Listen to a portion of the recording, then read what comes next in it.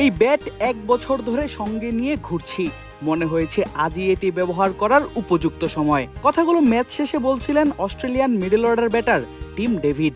ম্যাচে যা করে দেখিয়েছেন এই অজি ব্যাটার, তা নিয়ে ক্রিকেট দুনিয়ায় বইছে প্রশংসার জোয়ার।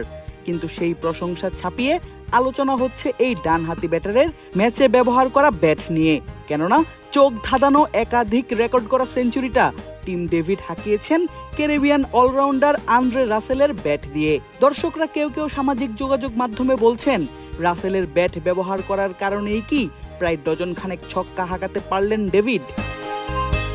অবশ্য এমন প্রশ্ন আসাটা একেবারেই অবান্তর নয়, কেননা নিজের সেঞ্চুরি করতে গিয়ে টিম ডেভিড হাঁকিয়েছেন একে একে 11টি ছক্কা, সঙ্গে আছে 6টি চারের মার।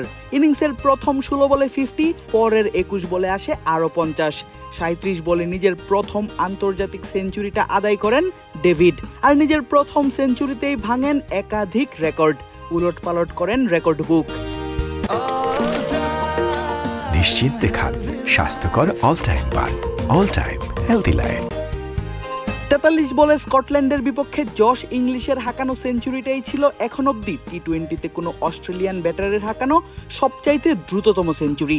সেই রেকর্ড টিম ডেভিড ভেঙেছেন ওয়েস্ট ইন্ডিজের বিপক্ষে 5 ম্যাচের টি-20 সিরিজের তৃতীয় টি-20তে।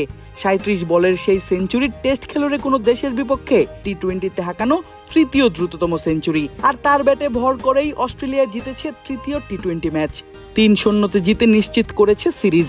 বাকি দুটি ম্যাচ কেবলই নিয়ম রক্ষার। যদিও প্রথম ইনিংস দেখে মনে হচ্ছিল ম্যাচটা যাবে ওয়েস্ট ইন্ডিজের পক্ষেই, কেননা প্রথমে ব্যাট করতে নেমে অধিনায়ক শাই হোপের অপরাজিত সেঞ্চুরি আর ব্র্যান্ডন কিং এর ঝড়ো 62 রানের উপর ভর করে ক্যারিবিয়ানরা করে 214 রানের সংগ্রহ। তবে আরো বড় হতে পারত সেই সংগ্রহটা, কিন্তু ইনিংসের শেষ 5 ওভারে ক্যারিবিয়ান ব্যাটাররা যোগ করতে পারে মাত্র 49 রান। তবে 215 রানের সংগ্রহটাকেই মনে হচ্ছিল ক্যারিবিয়ানদের জয়ের জন্য যথেষ্ট। অবশ্য সেই আশা ভেঙে দেন টিম ডেভিড এবং এই সিরিজেই অভিষিক্ত মিচেল ওয়েন। পাওয়ার প্লেতেই 3 উইকেট পড়ে যাওয়া অস্ট্রেলিয়ার হয়ে রেকর্ড জুটি করেন দুজন। ফিনিশারের ভূমিকায় ইনিংসের শেষ দিকে ব্যাটিং করা টিম ডেভিডকে আগে নামালে কি হতে পারে তাই যেন করে দেখালেন এই ব্যাটার। তার ঝড়ো ইনিংসে 215 রানের টার্গেটে অজিরা পৌঁছে যায় হেসে খেলে, হাতে 23 বল আর 6 উইকেট রেখে। আর ম্যাচ শেষে সবার প্রশ্ন, কিংবদন্তি রাসেলের ব্যাট দিয়ে খেলার কারণেই কি চালাতে পেরেছেন এমন তাণ্ডব?